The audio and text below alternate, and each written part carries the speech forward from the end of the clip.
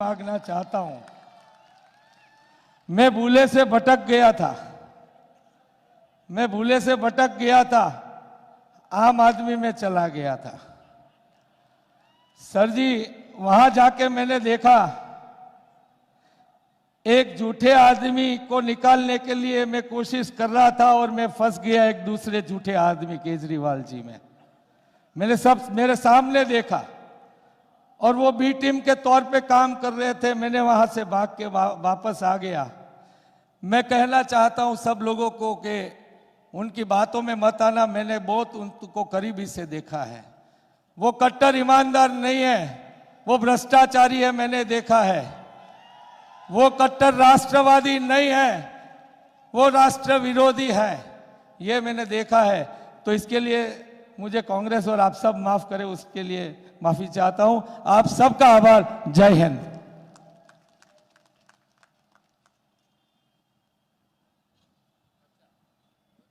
સૌરાષ્ટ્રની ધરતી ઉપર રાહુલજી જ્યારે ઉપસ્થિત છે ત્યારે સૌરાષ્ટ્રના જસદણની એક કલાકૃતિનો નમૂનો અને સૌરાષ્ટ્રના ખેડૂતો વતી એક ગાડું રાહુલજીને અર્પણ કરશે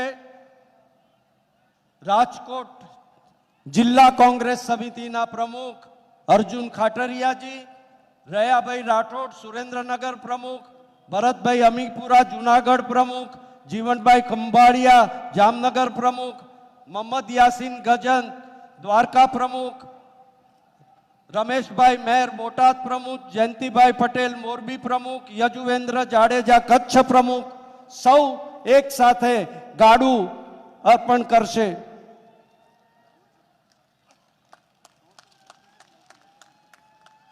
त्यार पछी राजकोट शहर प्रमुख प्रदीप त्रिवेदी जी, जूनागढ़ शहर प्रमुख अमित पटेल, जामनगर शहर प्रमुख वीरेंद्र जाडेजा सौराष्ट्रनो एक पटारो एमने अर्पण करशे। कहेवाय छे के आ पटारो खाली न थवो जोईए अने आ पटारा जेवी जे मतपेटी छे ए मतपेटी पण तमारा सौनी ताकत अने सहकारथी कांग्रेसना तरफी मतोथी भराई जाय एवो विश्वास आज आपणे राहुलजी ने आपीए।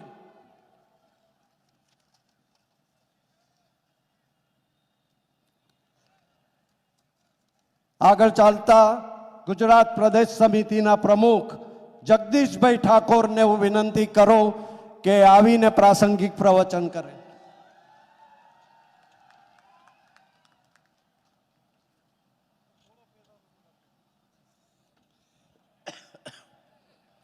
अपना सौना लाडीला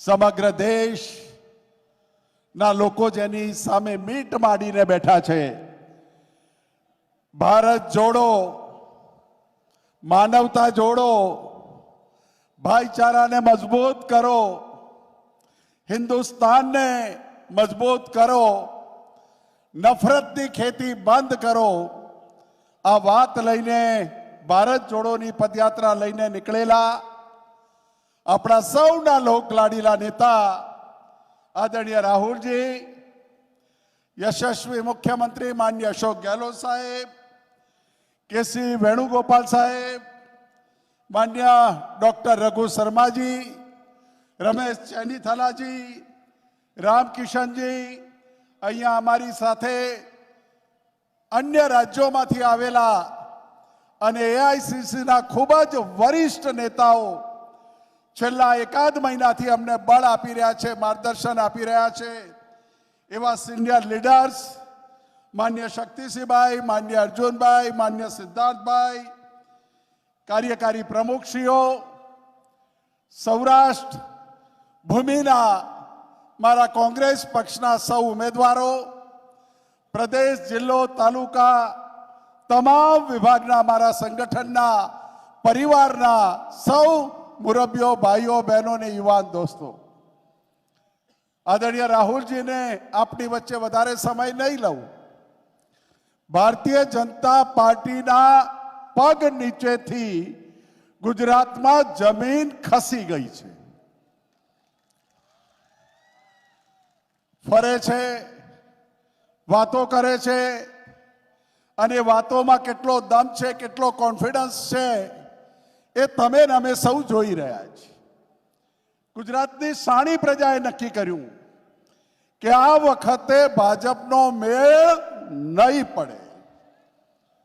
કોરોના હોય, નોટબંધી હોય, 30 વખત પેપર ફૂટવાના બનાવો બને, શિક્ષણ ને આરોગ્ય મોંઘું હોય, વેપાર ધંધા જીએસટીના કારણે ખતમ થઈ ગયા, આ તમામ મુદ્દાઓને લઈને આ વખતે પ્રજાએ નક્કી કર્યું છે, સૌરાષ્ટ્રની સંતોની વીરોની ભૂમિએ નક્કી કર્યું છે કે ભાજપ આ વખતે મેળ નહીં પડે. અને એટલે જ આપણને બળ આપવા માટે રાહુલજી આવ્યા છે. આખું દિલ્હીનો દરબાર આપણને તાકાત આપવા માટે આવ્યા છે. कार्यकर राहुल जी कहे छे कि आजादी से पहले ये गोरे अंग्रेजों की गोली और फांसी के फंदे से हमें नहीं डरे, तो ये भाजपा क्या चीज है. आ बात करीने राहुल जी આપણને સૌને તાકાત આપવા આવી રહ્યા છે. ચૂંટણીનો સમય નજીક છે. કાવતરાખોર ભારતીય જનતા પાર્ટી છે, કાવતરા કરશે. એ કાવતરાઓમાં સતેજ રહેજો. અને 15, 20, 25% જે મતદારો રહી જાય છે, આજે પ્રતિજ્ઞા કરીએ, રાહુલજીને આપણે સથિયારો આપીએ, રાહુલજીને ટેકો આપીએ, અને એક મતદાર એક પણ બૂથ ઉપર મતદાન કર્યા વગર નહીં રહી જાય, એવો રાહુલજીને આપણે બધા વચન આપીશું. અને આપણે સૌ આ ચૂંટણી શાંતિથી લડવાની છે. ભારતીય જનતા પાર્ટી ચૂંટણીના 4-5 દિવસ બાકી હશે ને શું કરશે ખબર છે? મને ખબર પડી છે કે જેલોમાં જે રીઢા ગુનેગારો હતા, લાંબી સજા ભોગવી રહ્યા હતા, એવા લોકોની જેલોમાં मीटिंग થઈ છે. मैं ये जिम्मेदारी के साथ राहुल जी बोलता हूं, सत्ता नहीं आ रही, जेलों से गुंडों को बाहर निकालो, चुनाव आयोग को छूट ऐसे दो. आज हमें जवाना था महुआ, माननीय प्रधानमंत्री ने माननीय गृहमंत्री नो कार्यक्रम छे, एवं करीने एक हेलिकॉप्टरोनी मंजूरी नहीं आपी. कांग्रेस प्यार मोहब्बतनी कांग्रेस. कांग्रेस हारे छे तो पण पतासा वेचीने लोकोना मोढा मीठा करावे छे, અને कांग्रेस जीते छे त्यारे एनी जवाबदारी साथे जीतीने सरकार बनावीने लोकोना काम करे छे. खूब धैर्य माथे बरफ राखीने भारत जोड़ोनी यात्रा लईने अपना नेता निकळ्या छे, त्यारे आखा देशमां नफरतनी खेती करवा वाळाने तमाचो वागी रह्यो छे. कोई शब्द नथी एनी सामे बोलवा माटे. अने सौराष्ट्रनी तपोभूमिमां मारुं कांग्रेस परिवार ज्यारे भेगुं थयुं छे, त्यारे खूब ताकातथी आ चूंटणीना परिणामो कांग्रेसनी 125+ साथे सरकार बनावो, ए ज विनंती साथे thank you very much.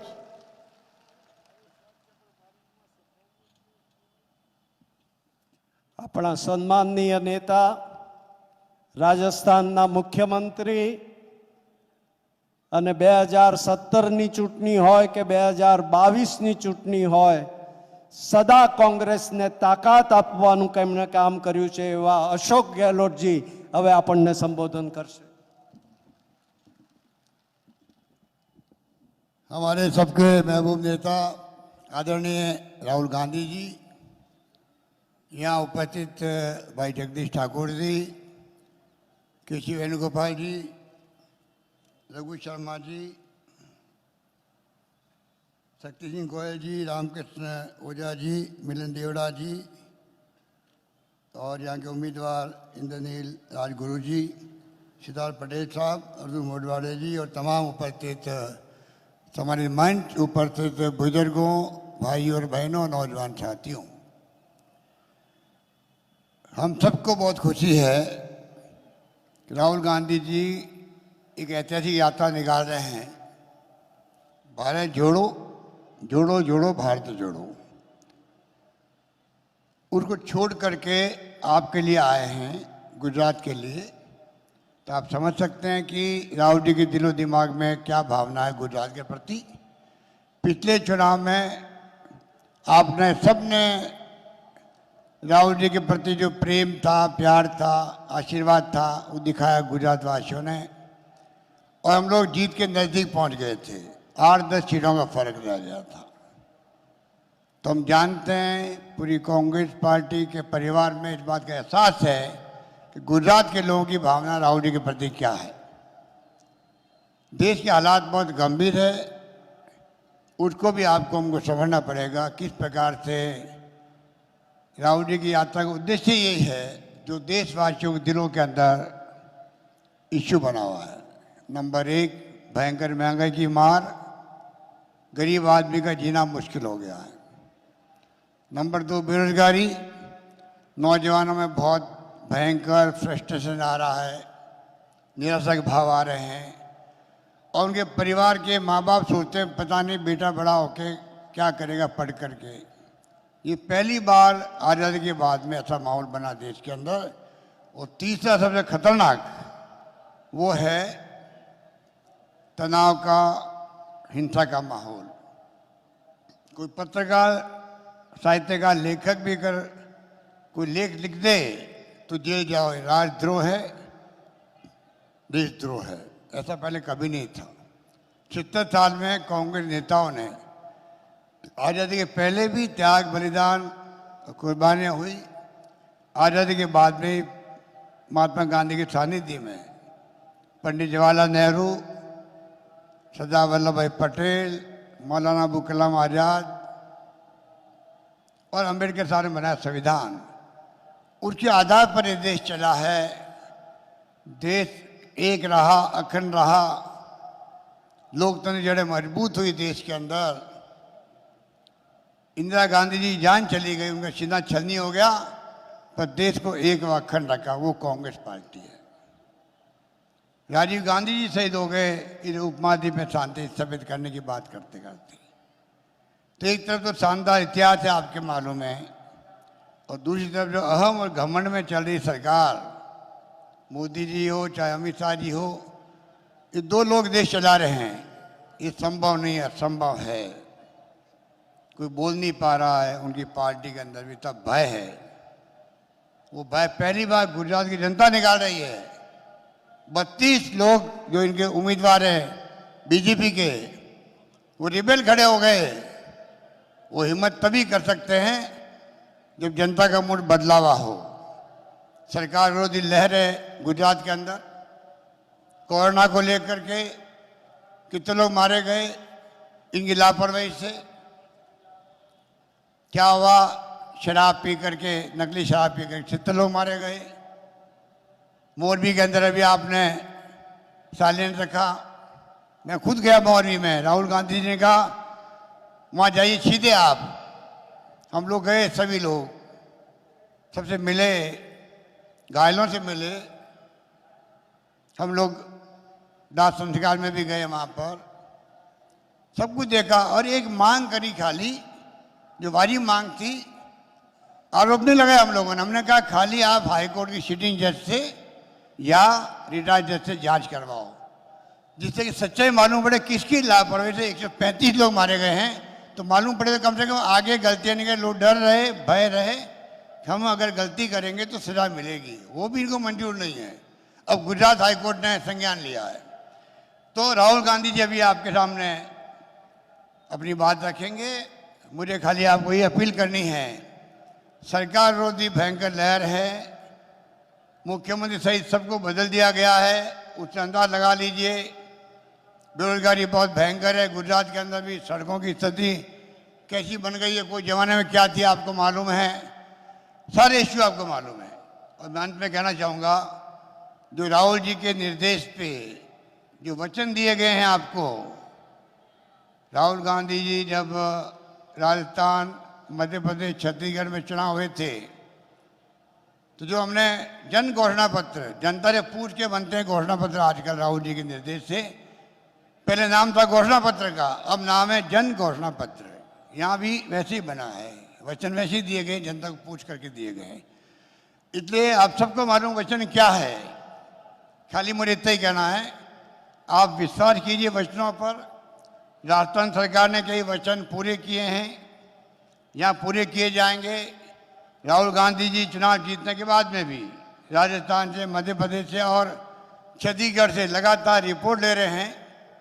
Committee बनाई बाकायदा AICC ने मॉनिटर करने के लिए। जन घोषणा पत्र में किए गए वादे कहाँ तक निभाए गए हैं, तो आप समझ सकते हैं कि हमारी क्रेडिबिलिटी क्या है और आप पार्टी क्रेडिबिलिटी क्या है। आप सोच सकते हो झूठे वादे कर रहे हैं वो लोग। हिमाचल में वो पता नहीं अचानक ही वहाँ भी आपकी तरह वादे किए थे हिमाचल प्रदेश वासियों से। वहाँ पे भी रोड शो किए थे, बड़े बड़े मीटिंग की थी, अचानक ही पूरा विड्रॉ कर लिया अपना कैंपेन। आप सोच सकते हो कि ऐसे लोगों पे क्या विश्वास कर सकते हैं। इसलिए मैं आपसे अपील करना चाहूँगा कि उनका कोई भरोसा नहीं है, कब गायब हो जाए। गुजरात से भी वादे झूठे, उनके कोई दम नहीं है। मीडिया मैनेजमेंट है, वो सामने आ रहा है आपके। धीरे धीरे उनका टेम्पो नीचे इसीलिए आ रहा है। सच्चाई सच्चाई होती है, और गुजरात के लोग, गांधी के प्रदेश के लोग हैं, जानते हैं कि सच्चाई का मायने क्या होता है। इसलिए मैं आपको यही बात कहता हुआ इस बार सबक सिखाओ। 27 साल का शासन बन गया उनका, एक मौका वापस दीजिए कांग्रेस को।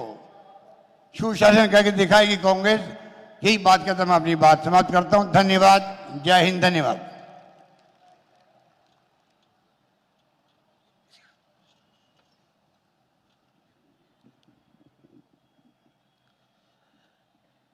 राहुल जी,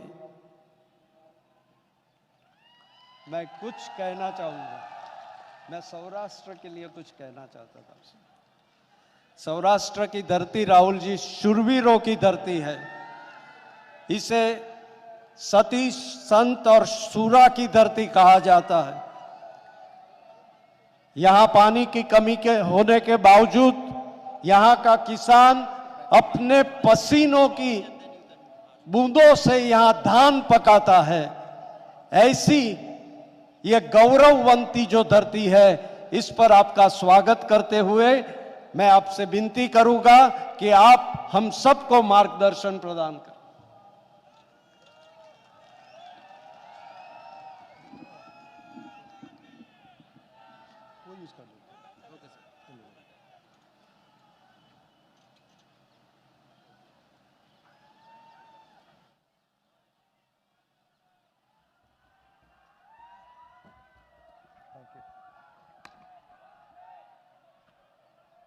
मैं कर दूंगा, मैं कर दूंगा।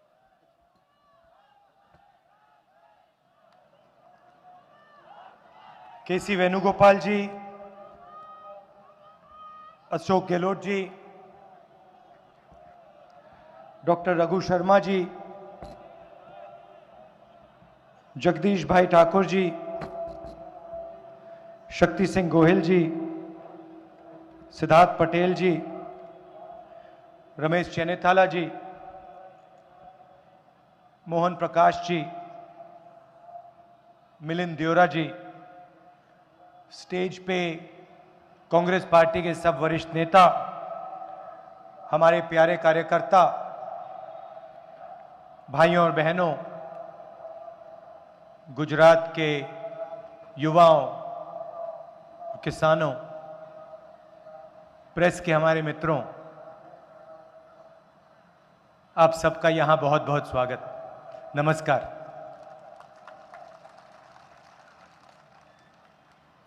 प्रेस के मित्रों तो कहते हैं, मगर आप हमारी बात नहीं उठाते हो टीवी पे।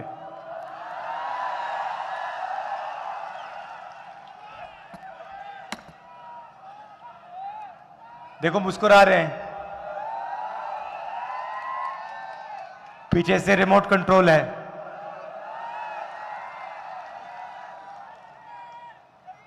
इनकी गलती नहीं है, वैसे ये कोशिश करते हैं, मगर इनके जो मालिक हैं इनको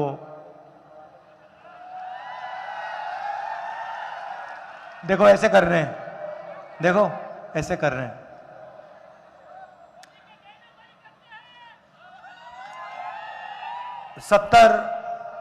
सत्तर दिन पहले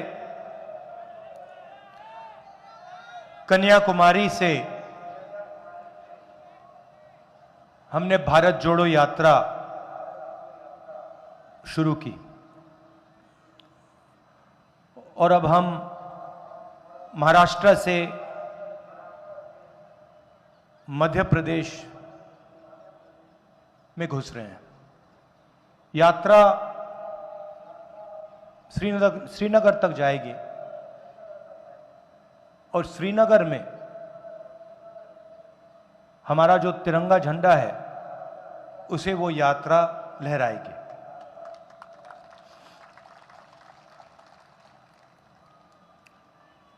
तकरीबन 3,500 किलोमीटर की यात्रा है। 120 दिन 125 दिन लगने चाहिए।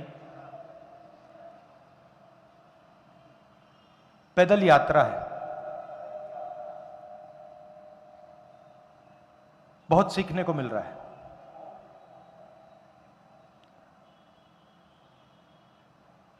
युवाओं से बातचीत हो रही है, किसानों से, मजदूरों से, छोटे व्यापारियों से, जो स्मॉल और मीडियम बिजनेस चलाते हैं, उनसे बात हो रही है।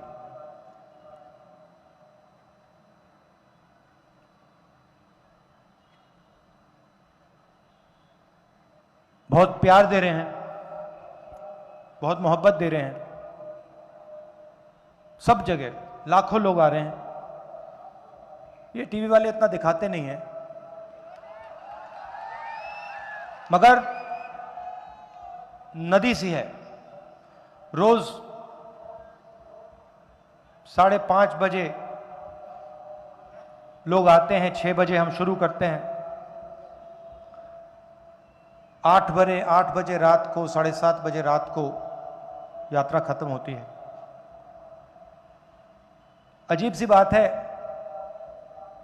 थकान बिल्कुल नहीं होती, बिल्कुल नहीं, क्योंकि पूरी की पूरी शक्ति, जनता की शक्ति हमारी मदद कर रही है। दुख इस बात का है कि यह यात्रा गुजरात से नहीं निकली।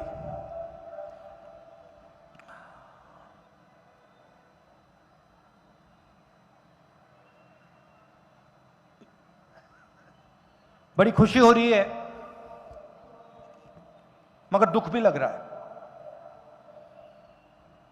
युवाओं से बात करते हैं, हजारों युवाओं से मैंने बातचीत की है। हर 5-10 मिनट कोई युवा आता है, अपने सपने के बारे में मुझे बताता है।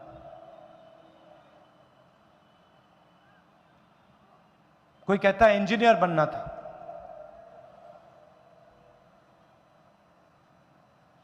सालों पढ़ाई की, सपना देखा था कंप्यूटर इंजीनियर बनेंगे,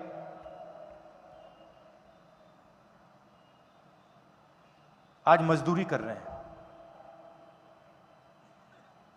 कोई कहता है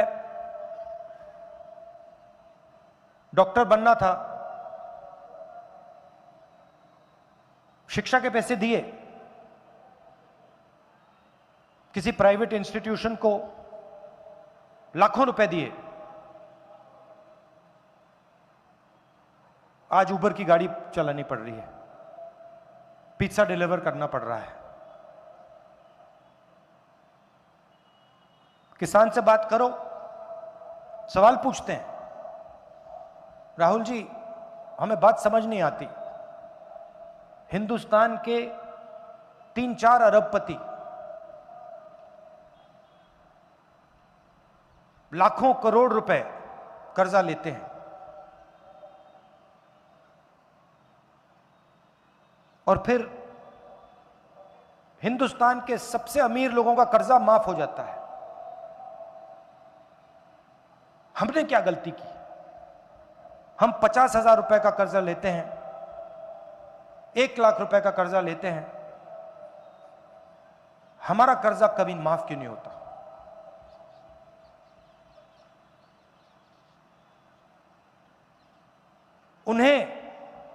जब वो कर्जा वापस नहीं देते तो उसे वो सरकार नॉन परफॉर्मिंग एसेट कहती है, उनके खिलाफ कोई कार्रवाई नहीं होती। मगर जब किसान 50,000 रुपए कर्जा लेता है, वापस नहीं देता, उसे नॉन परफॉर्मिंग एसेट नहीं कहलाया जाता, उसको डिफॉल्टर कहलाया जाता है। यह सवाल किसान पूछ रहे हैं। प्रधानमंत्री बीमा योजना में पैसा डालते हैं, तूफान आता है, बारिश होती है, खेत बर्बाद हो जाता है, 1 रुपया नहीं मिलता।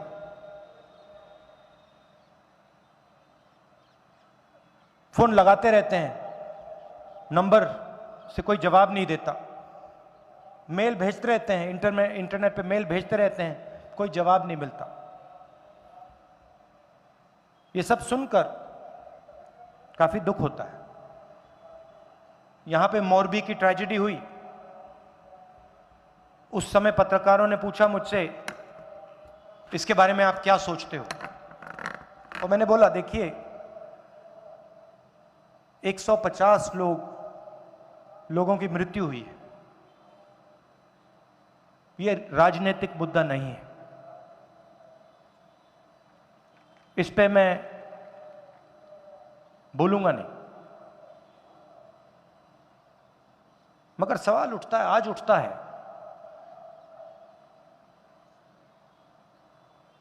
जिन्होंने ये काम किया उनके खिलाफ कोई भी कार्रवाई नहीं,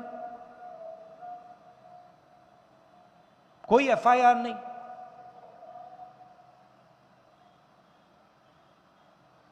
बीजेपी के साथ उनका अच्छा रिश्ता है तो उनका कुछ नहीं होगा क्या? चौकीदारों को पकड़ लिया, अंदर कर दिया, मगर जो सच्चे लोग हैं, जो जिम्मेदार हैं, उनके खिलाफ कुछ नहीं।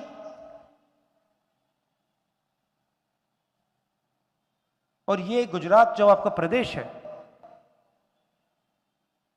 स्मॉल और मीडियम इंडस्ट्री का ये सेंटर है, ये आपकी रीढ़ की हड्डी है। ये जो छोटी कंपनीज हैं, मिडिल साइज कंपनीज हैं, और आपके लोग सिर्फ गुजरात में नहीं चलाते, पूरे हिंदुस्तान में आप लोग इनको चलाते हो। यही तो देश को रोजगार देती हैं। ये जो अरबपति हैं 2-3, ये रोजगार नहीं देते हैं। जो छोटे बिजनेसेस हैं, मिडिल साइज बिजनेसेस हैं, वो रोजगार देते थे। क्या हुआ? सरकार ने नोटबंदी की, आपसे कहा था काला धन मिटा देंगे, काला धन नहीं मिटा।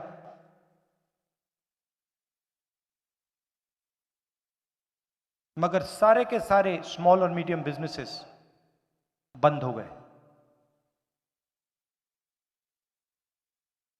फिर गलत जीएसटी लागू की, 5 अलग अलग टैक्स, हर महीने फॉर्म भरो,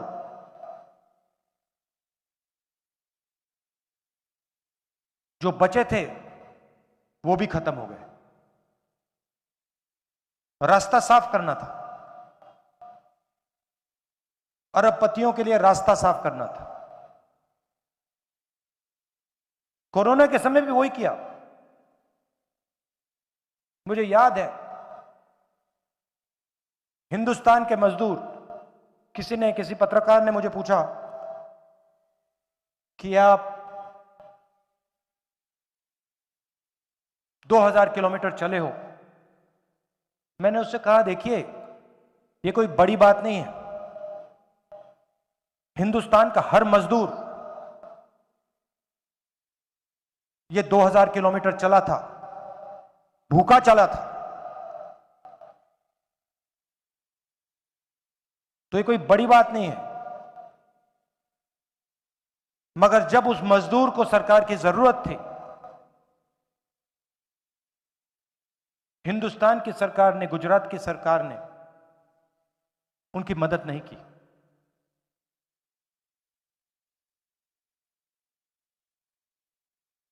और जब वो मजदूर सड़क पे गिर रहे थे, मर रहे थे,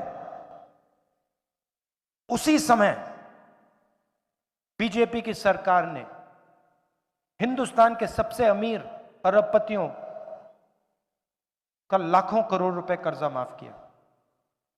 जो स्मॉल और मीडियम बिजनेस चलाते थे वो चिल्ला रहे थे, हम बर्बाद हो गए, नोटबंदी हुई, गलत जीएसटी लागू हुई, उसके बाद कोविड आया, मदद नहीं की, सपोर्ट नहीं दी।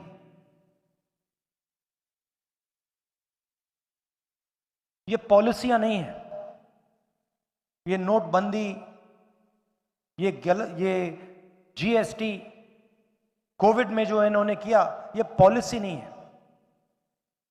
ये किसानों के खिलाफ, मजदूरों के खिलाफ, छोटे व्यापारियों के खिलाफ, स्मॉल और मीडियम बिजनेस चलाने वालों के खिलाफ ये हथियार है, इनको खत्म करने के हथियार है।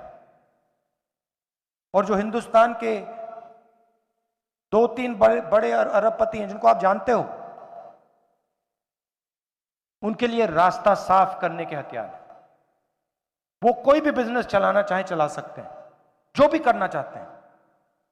टेलीकॉम बिजनेस करना है तो टेलीकॉम में घुस जाएंगे, एयरपोर्ट में घुस जाएंगे, पोर्ट्स में घुस जाएंगे, इंफ्रास्ट्रक्चर, खेती, जो भी ये करना चाहते हैं, ग्रोसरी स्टोर्स, जो भी करना चाहते हैं कर सकते हैं, जो भी सपना देखना चाहते हैं देख सकते हैं। मगर अगर हिंदुस्तान का युवा सपना देखना चाहता है, इंजीनियर बनना चाहता है, तो पहले आप प्राइवेट इंस्टीट्यूशन में जाइए, लाखों रुपए दीजिए, महंगाई सही है, और उसके बाद इंजीनियर मत बनिए, मजदूरी कीजिए। आज इस देश में युवाओं को रोजगार नहीं मिल सकता। 45 साल में सबसे ज्यादा बेरोजगारी हिंदुस्तान में आज है, गुजरात में, बाकी हिंदुस्तान में। पहले जो गरीब लोग हुआ करते थे, पब्लिक सेक्टर में उनको नौकरी मिल जाती थी। आज पूरा का पूरा पब्लिक सेक्टर प्राइवेटाइज हो रहा है, रेलवेज को प्राइवेटाइज कर रहे हैं, बीएचईएल को प्राइवेटाइज किया जा रहा है, ऑयल कंपनीज को प्राइवेटाइज किया जा रहा है। और किसको दिया जा रहा है? उन्हीं 2-3 उद्योगपतियों को। ये आपकी पूंजी है, ये आपका धन है।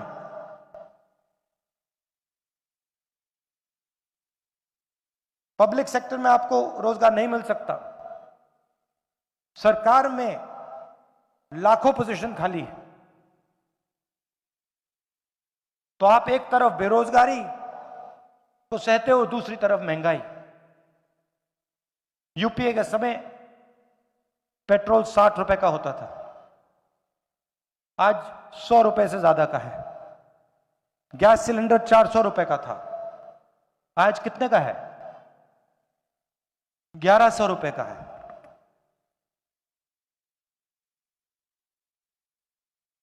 दो हिंदुस्तान बन रहे हैं, एक अरबपतियों का, वो जो भी सपना देखना चाहते हैं देख सकते हैं, और दूसरा हिंदुस्तान की गरीब जनता का, किसानों का, मजदूरों का, छोटे व्यापारियों का।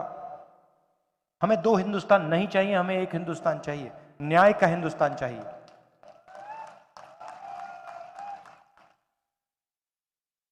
और भारत जोड़ो हम जो शुरू किए हैं, उसके पीछे सोच आपकी है, गुजरात की है, महात्मा गांधी जी की है। ये हमारी, ये नई चीज नहीं कर रहे हैं हम। रास्ता हमें गुजरात में दिखाया था, महात्मा गांधी जी ने दिखाया था, सरदार पटेल जी ने दिखाया था। आपसे ही सीख के हम ये तपस्या कर रहे हैं, जनता की आवाज सुन रहे हैं।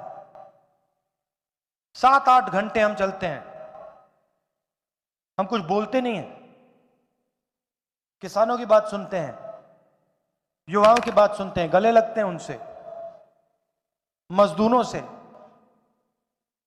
और 7-8 घंटे चलने के बाद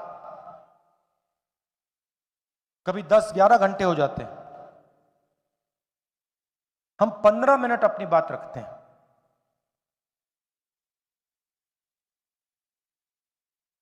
शाम का समय है, आप दूर दूर से आए हैं, मैं दिल से आपका धन्यवाद करता हूं। आपने